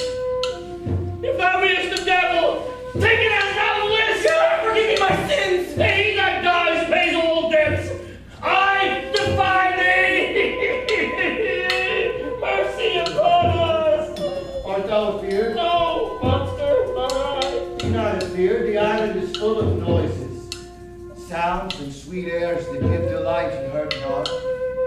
Sometimes 1,000 twinkling instruments will hum about my ears, and sometimes words that if I then had woke after long sleep, would make me sleep again. And in dreaming, the clouds methought would open and show riches ready to drop upon me, that when I woke I cried to dream again. This will prove a brave kingdom to me, where I shall have my music for nothing. When Prospero is destroyed, That will be by and by. I remember the story. The sound is going away. Let's follow it and answer to our word. Lead, monster. We'll follow. We'll come. Hi, I'll follow Stefano. Oh.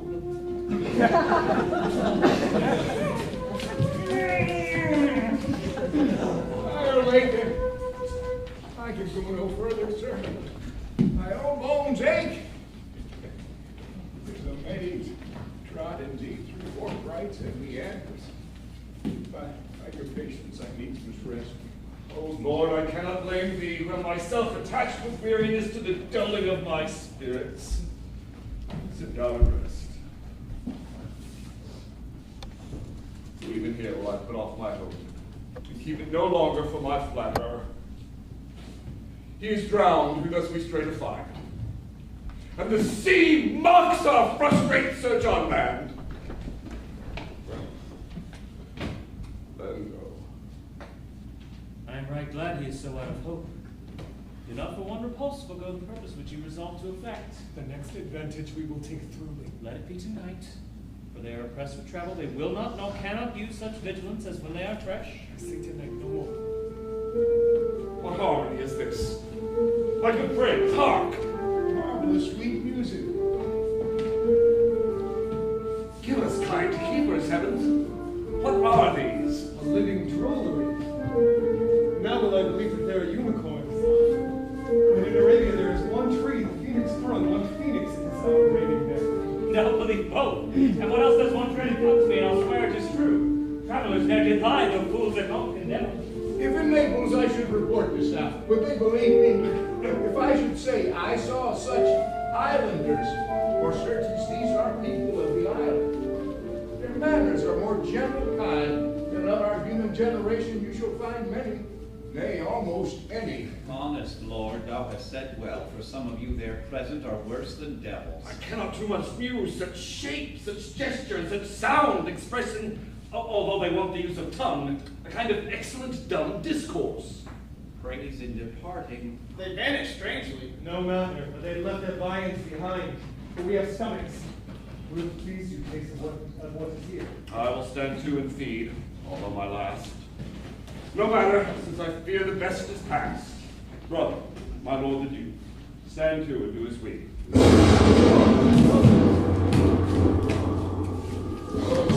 You are three men of sin, whom destiny that hath to instrument this lower world. And what is in it? The never surfeited sea hath caused to belch up you.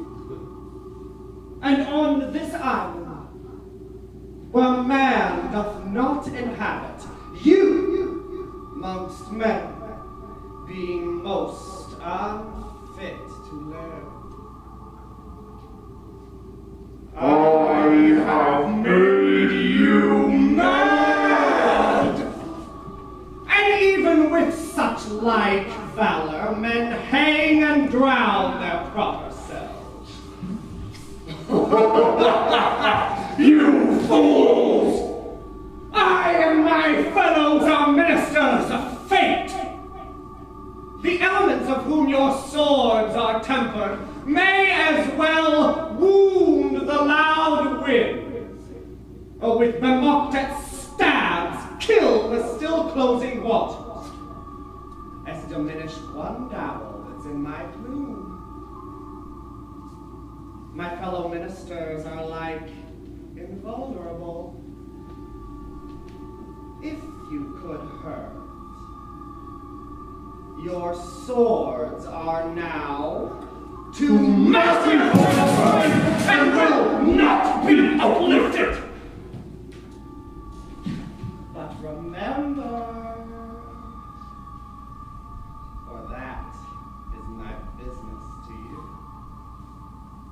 that you three from Millen did supplant good Prospero, exposed unto the sea which hath requited him and his innocent child, for which foul deed the powers delayed, not forgetting how incensed the seas and shores, yea, all the creatures against your peace.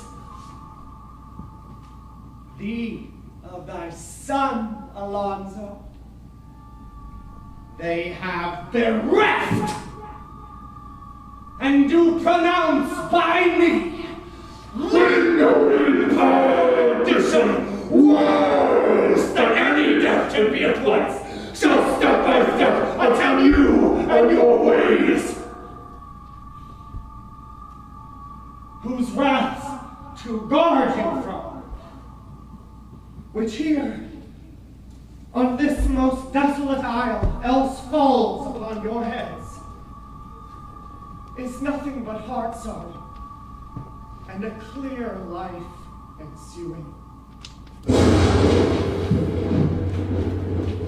Bravely the figure of this harpy hath thou performed my aerial of grace it had devouring. Of my instruction hast thou nothing baited with what thou hadst to say. So, with good life and observation strange, my meaner ministers their several kinds have done. My high charms work. Here are all mine enemies knit up in their distractions. They now are in my power. And in these fits I leave them, while I visit young Ferdinand, whom they suppose is drowned, and his and mine loved darling. Came of something holy, sir. Why stand you in this strange stare? Oh, it is monstrous! Monstrous! Methought the billows spoke and told me of it. The winds did sing it to me. And the thunder, that deep and dreadful organ pipe, did pronounce the name of Prosper. It did base my trespass. Therefore, my son in the ooze is bedded. But I'll seek him deeper than e'er plummet sounded. And with him, there lie mudded. One fiend at a time, I'll fight their legions are. I'll be thy second! All three of them are desperate. Their great guilt, like poison given to work a great time after, now begins to bite the spirits. I do beseech you that are of subtler joints, follow them swiftly and hinder them from what this ecstasy may now provoke them to. Follow, I pray you.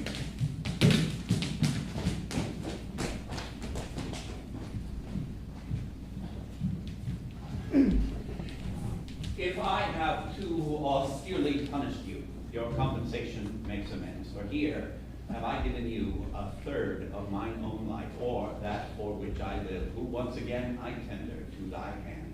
All thy vexations were but my trials of thy love, and thou hast strangely stood the test. So here, before heaven, I ratify this, my rich gift. Oh, Ferdinand, do not smile at me. That I boast her all, you will find she will outstrip all praise and make it all behind her.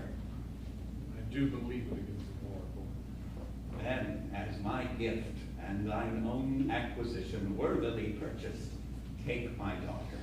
But if thou dost break her virgin knot, before all sanctimonious ceremonies shall with full and holy rite be ministered, no sweet aspersion shall the heavens let fall to make this contract grow, but barren hate, sour-eyed disdain shall bestrew the union of your bed with weeds so loathly you shall hate it both. Therefore, take heed, as Hymen's lamps shall light you. As I hope for long life, fair issue, and quiet days, with such love as 'tis now, the murkiest den, the most opportune place, the strong suggestion our worser genius can, shall never melt mine honor into lust, to take away the edge of that day's celebration, when I shall think on Phoebus' steeds be foundered, or night kept chained below. Fairly spoke. Sit, talk with her. She is thine own. Ariel! Thy industrious servant, Ariel! What would my master here? Thou and thy meaner fellows I last service did worthily perform, but I must use you in such another trick. Go, bring the rabble, or whom I give thee power, here to this place. Incite them to quick motion, for I must bestow upon the eyes of this young couple some vanity of mine art. It is my promise they expect it from me. Presently, I with a twink. Before you can say, come and go, and breathe twice and cry, so, each one tripping on his toe will feed you with mop and moan. Do you love me, master? No? Dearly, my delicate Ariel. Do not approach till thou dost hear me call. Well, I conceive. Well, look thou, be true. Do not give downwards to much the rain. The strongest oaths are straw to the fire of the blood. Be more abstemious, or else good night your vow. I warn you, sir, the white cold virgin snow upon my heart abates the ardor of my liver.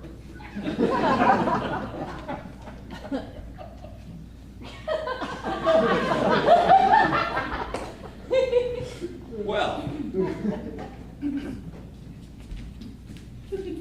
Ariel, bring a corollary rather than want a spirit. Appear and partly, no tongue, all eyes.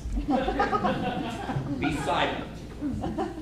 Ceres, most bounteous lady, thy rich leaves of wheat, rye, barley, vetches, oats, and peas, thy turfy mountains where live nibbling sheep, and flat meads thatched with stones with them to keep, thy banks with pioneer and twilled brims, which spongy April at thy Hesper trims to make cold nymphs chase crowds, and thy broom groves, who shadow the dismissed bachelor loves, being last lord, thy pole-clipped vineyards, and thy sea marge, sterile and rocky hard, where thou thyself dost err. The queen of the sky, whose watery argent messenger am I, bids thee leave these, and with her sovereign grace, here on this grass plot in this very place, to come and sport. Her peacocks fly.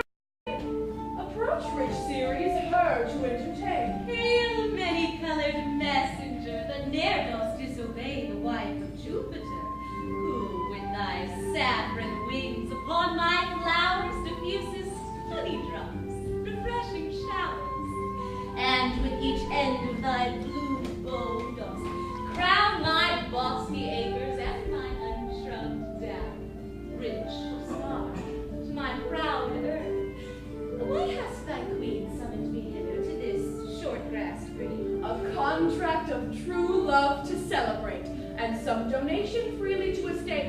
blessed lovers. Tell me, heavenly bow, if Venus or her son, as thou dost know, do not attend the queen, since they did plot the means that dusky this my daughter got her, and her blind boy scandal company I have forsworn. Of her society be not afraid. I met her deity cutting the clouds towards Paphos, and her son dove drawn with her. Here thought they to have done some wanton charm upon this man and maid, whose vows are that no bed right shall be paid till Hymen's torch be lighted. But in vain. Mars's hot minion is returned again. Her waspish-headed son has broke his arrows, swears he will shoot no more, but play with sparrows and be a boy right out.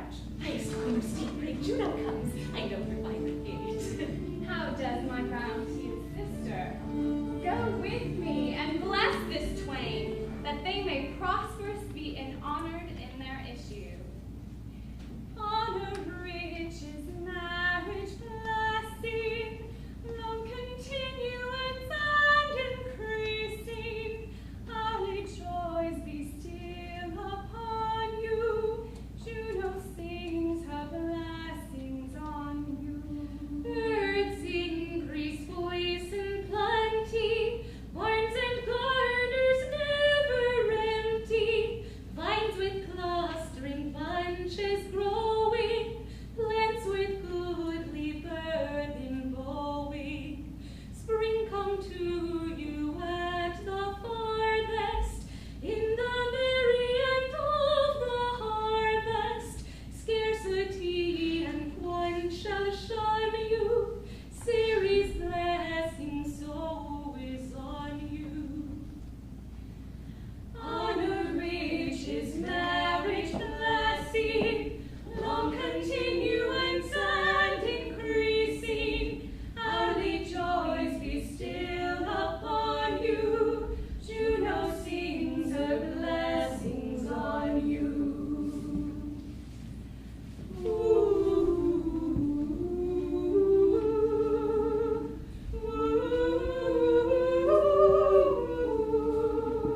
This is a most majestic vision and harmonious charming.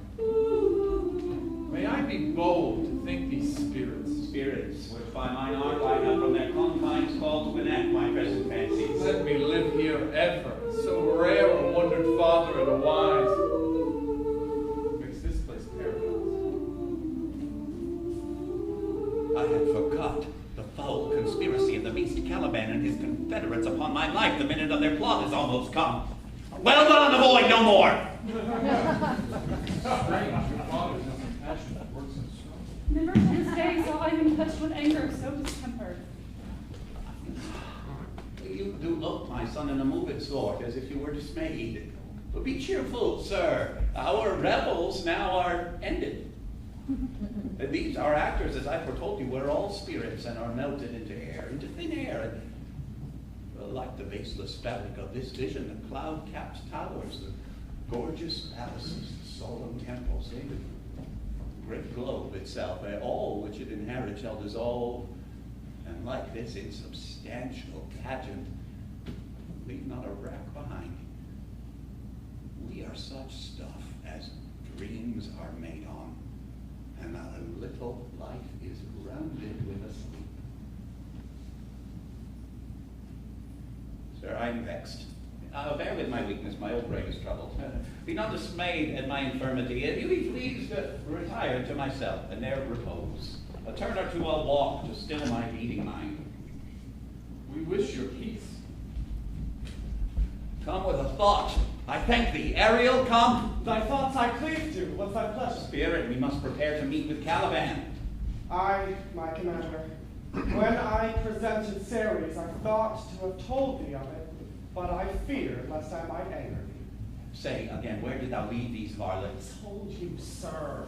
They were red hot with drinking, so full of valor that they smote the air for breathing in their face, beat the ground for kissing of their feet, yet always bending towards their project.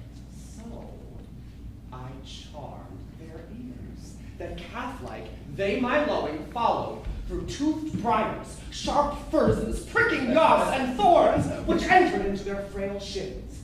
At last I led them to the filthy mantled pool beyond your cell.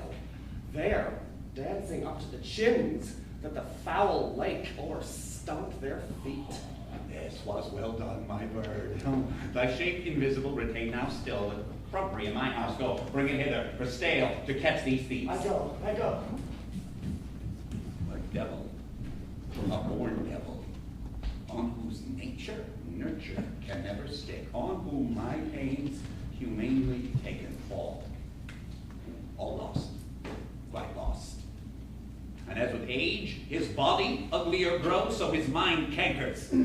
I will plague them all, even to roaring. Up, hang them on this line.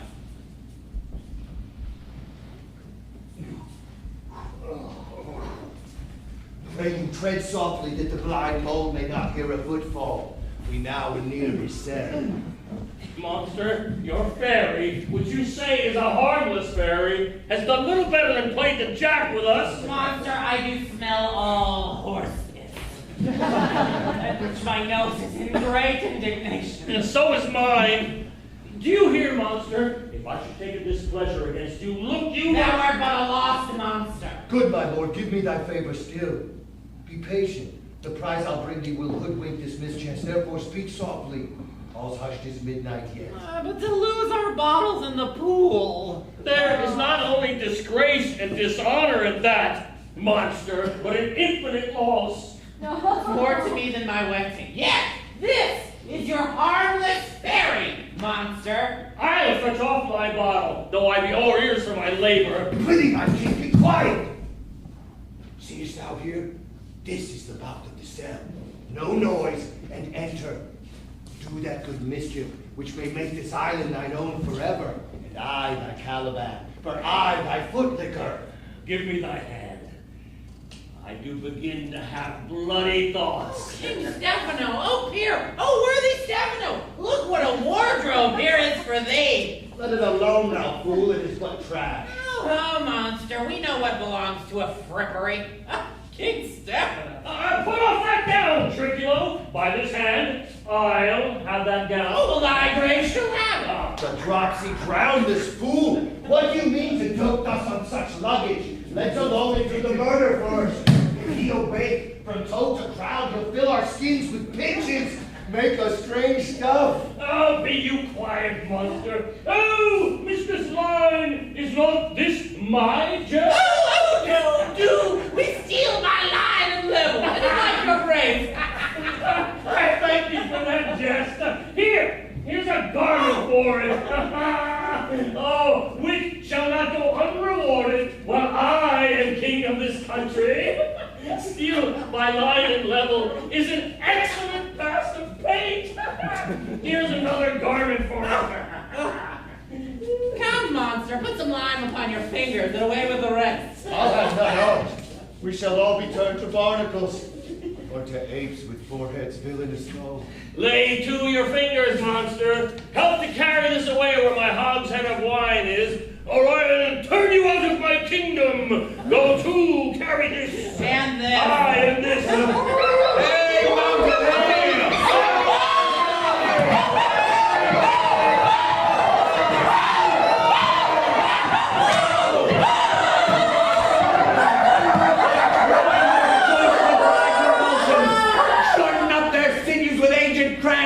More pink spotted make them than part or Calamount.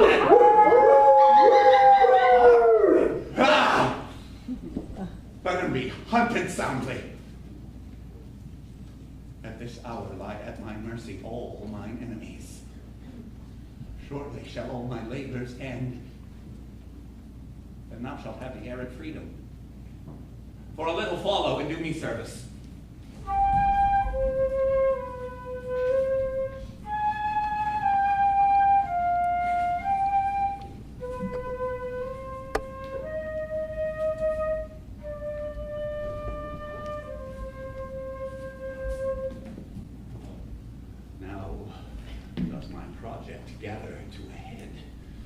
Charms crack not, my spirits obey, and time moves upright with her carriage. How's the day? On the 6th hour, At which time, my lord, you said our work should cease. I did say so when first I raised the Tempest. Say, Spirit, how fares the king and his followers? Confined together in the same fashion as you gave in charge, just as you left them. All prisoners, sir, in the lime grove, which weather fends your cell. They cannot budge till your release. The king, his brother, and yours abide all three distracted, and the remainder mourning over them, brimful of sorrow and dismay. But chiefly, him that you term, sir, the good old Lord Gonzalo. His tears run down his beard like winter's drops from eaves of reeds. Your charm so strongly works on them that if you now beheld them, your affections would become tender. Dost thou think so, Spirit? Mine would, sir, were I human. And mine shall. Hast thou or but e'er a touch, a feeling of their affliction, and shall not myself, one of their kind, who relish all as sharply passioned as they be kindlier moved than thou art? Though with their high wrongs I am struck to the quick, yet with my nobler reason, against my fury do I take part. The rarer action is in virtue than in vengeance. They being penitent, the sole drift of my purpose doth extend not a frown further. Go, release them, Ariel. My charms I'll break, their senses I'll restore, they shall be themselves. I'll fetch them, sir.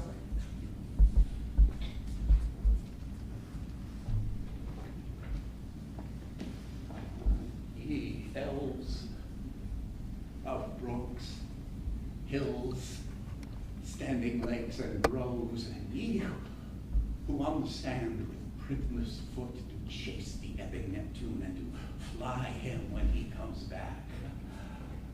You demi-puppets, who by moonshine do the green sour ringlets make, whereof the ewe not bites, and you whose pastime is to make midnight mushrooms and rejoice at the solemn curfew, by whose aid, weak masters though ye be, I have bedimmed the noontide sun, called forth the mutinous wind, twixt the green sea and azure vaults at roaring war. To the dread rattling thunder have I given fire, and rifted Jove's stout oak with his own bolt.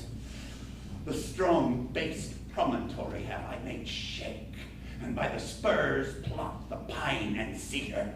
Graves at my command have waked their sleepers oped, and set them forth by my so potent art. But this rough magic I here abjure, and when I have required some heavenly music, which even now I do to work mine end upon their senses, that this airy charm is for,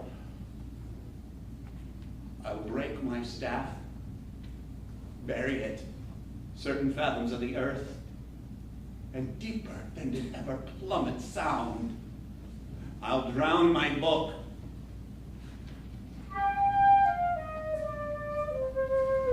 Solemn air, and the best comforter to an unsettled fancy.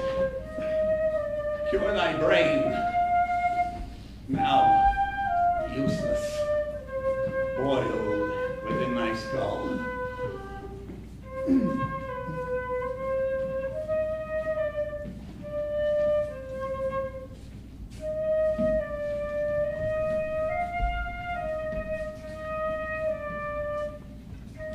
There stand where you are spell stopped.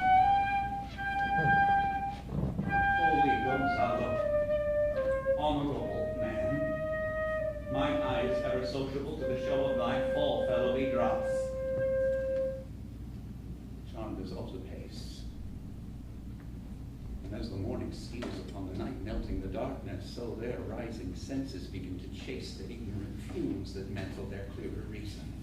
Oh, Good Gonzalo, my true preserver, and a loyal surgeon him thou followest, I shall pay thy praises home, both in word and deed. Most cruelly didst thou, Alonso, use me and my daughter. Thy brother was a furtherer in the act. Thou art pitched for it now, Sebastian. Flesh and blood. You, brother mine, who entertained ambition, expelled nature and remorse, who, with Sebastian, whose inward pinches therefore are most strong, would here have killed your king?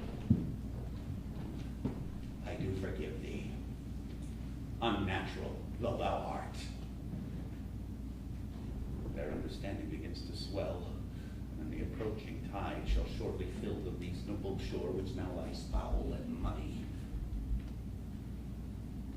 Not one of them that yet looks on me or would know me. Ariel, I will disgrace me and myself present as I was sometime, Millen. But quickly, spirit, thou shalt ere long be free. Where the bee sucks, there suck I.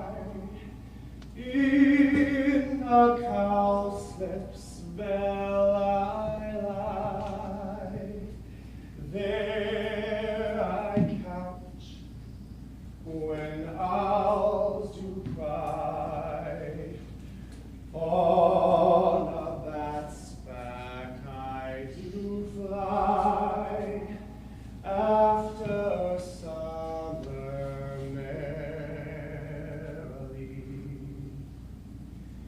merrily, merrily shall I live now under the blossom that hangs on the bough.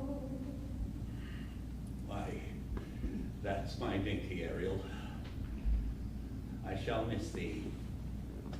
But thou shalt have freedom, so.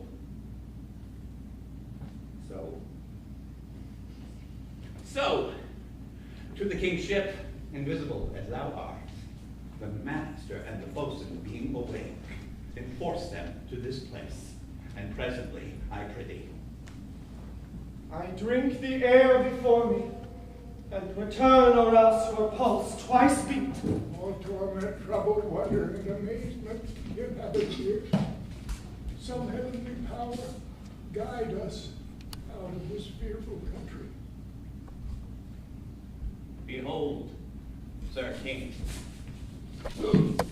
the wronged Duke of Milan, Prospero. For more assurance that a living prince doth now speak to thee,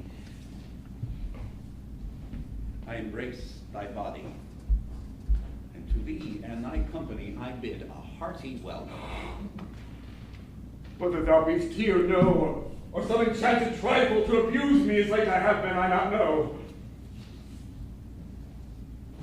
Thy pulse beats of the flesh and blood. And since I saw thee, the affliction of my mind amends, with which I fear madness held me. Oh, this must crave, if this be at all, the most strange story. Thy dukedom I resign, and to entreat thou pardon me my wrongs. But how should Prospero be living and be here? First,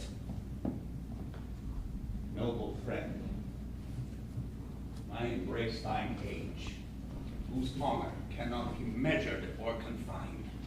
Whether this be or be not, I'll not swear. You do yet taste some subtleties of the isle that will not let you believe things certain. Welcome, my friends. But you, my brace of lords, were I so minded, I here would pluck his highness frown upon you and justify you traitors. At this time I will tell no tales. The devil speaks in him. No. For you, most wicked sir, whom to call brother would even infect my mouth, I do forgive. Thy rankest fault, all of them, and do require my dukedom of thee, which perforce I know thou must restore. If thou beest Prospero, give us particulars of thy preservation. How thou hast met us here, who 3 hours since were wrecked upon the shore, and where I have lost... Oh, how sharp the point of this remembrance is. My dear son Ferdinand. I'm woe for it, sir. Irreparable loss. And patience says it is past her cure. I'd rather think you have not sought her help. By whose soft graces for the like loss I have her sovereign aid, and rest myself content. You, the like loss. As late to me as supportable to make the dear loss have I means much weaker than you may call to comfort you, for I have lost my daughter. Oh heavens, that they were living both in Naples, the king and the queen there. That they were, I wish myself, were mudded in that oozy bed where my son lies. When did you lose your daughter? In this last tempest. I perceive that these lords do so admire at this encounter that they devour their clearer reason, and scarce think their eyes do offices of truth. Their words are natural breath. Well, howsoever you have been justled from your senses, know for certain that I am Prospero. And that very duke that was thrust forth from Milan, here upon this shore, most strangely, where you were racked, was landed to be the lord on't. But no more yet of this. It is a chronicle of day by day, not a relation for a breakfast, nor befitting this first meeting. Welcome, sir. This sells my court. Here have I few attendants and subjects none abroad. I pray you look in. My dukedom, since you have given me again, I will requite you with as good a thing. At least bring forth a wonder to content ye as much as me, my dukedom. You Lord, you flaming foes. No, my dearest love, I would not for the world. Yes, for a score of kingdoms you should wrangle, and I would call it fair play. If this be a vision of the island, one dear son shall I twice lose. A most high miracle. Oh, don't the seas threaten they are merciful. I have cursed them without cause. All the blessings of a glad father compass thee about. Arise, and say how thou camest here. Oh, wonder, how many goodly creatures are there here? How beauteous mankindness. Oh, brave new world that has such people in it. Is new to thee. What is this maid with whom thou wast at play? Your eldest acquaintance cannot be 3 hours. Is this the gods that have severed us and have brought us thus together? Oh, sir, she is mortal, but by immortal providence she is mine. I chose her when I could not ask my father for his advice, nor thought that I had one. She is daughter to this famous Duke of Milan, of whom so often I have heard renowned but never saw before, of whom I have received a second wife, and a second father this lady makes him to me. I am hers. Oh, but how oddly will it sound that I must ask my child forgiveness. There, sir, stop. Do not burthen your remembrance with a heaviness that's gone.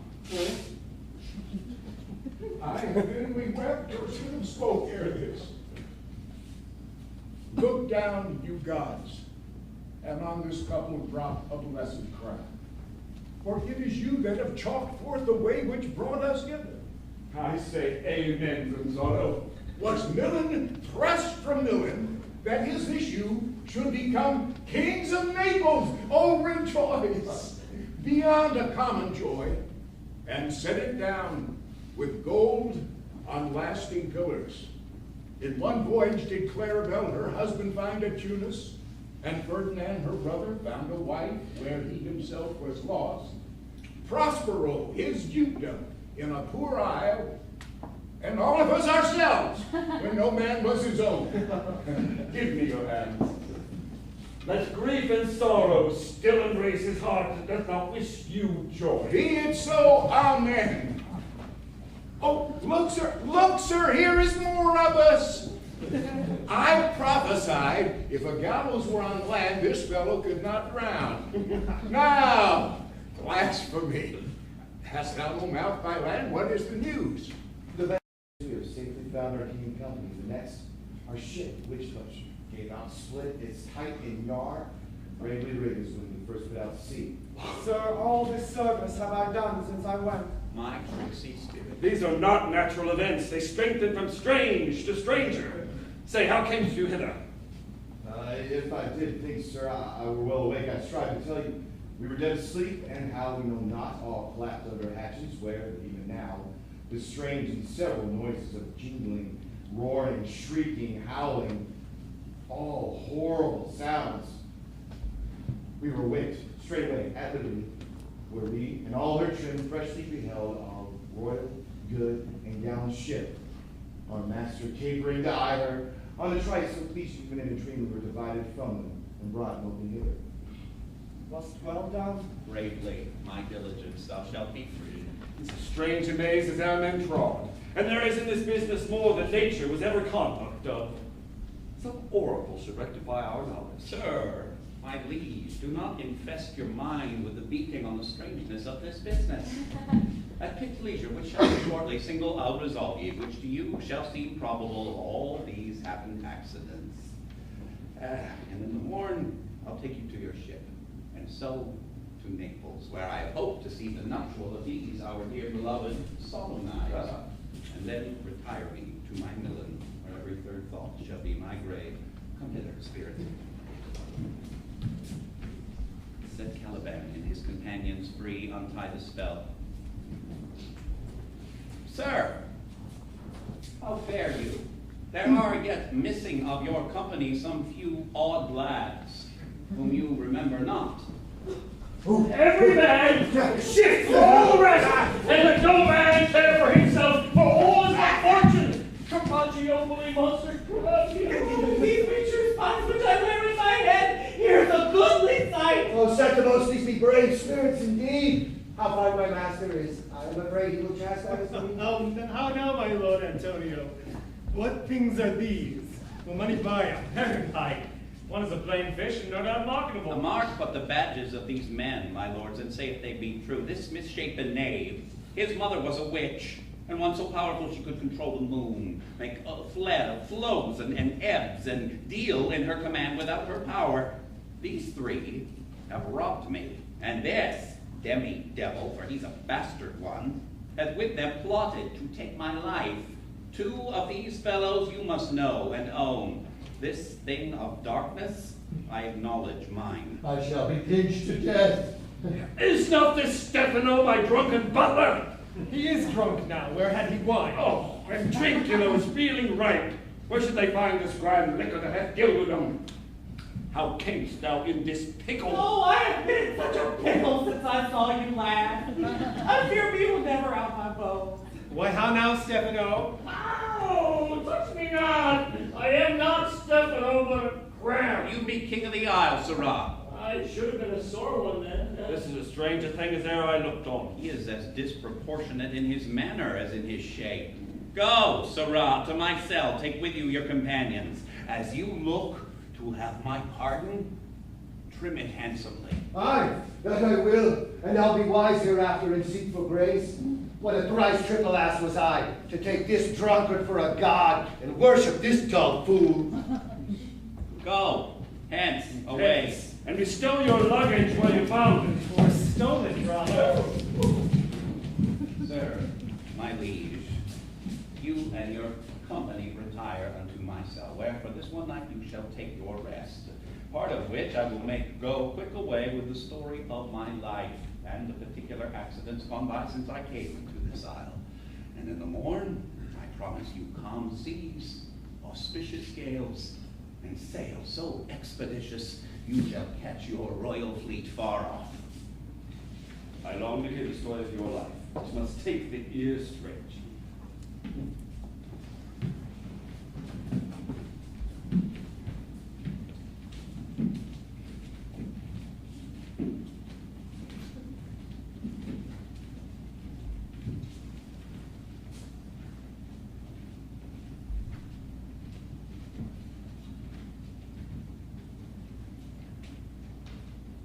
My Ariel, chick,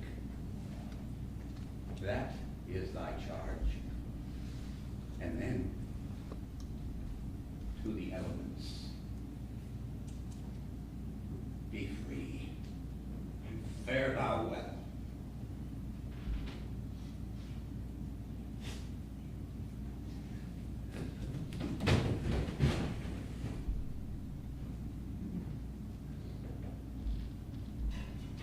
draw near.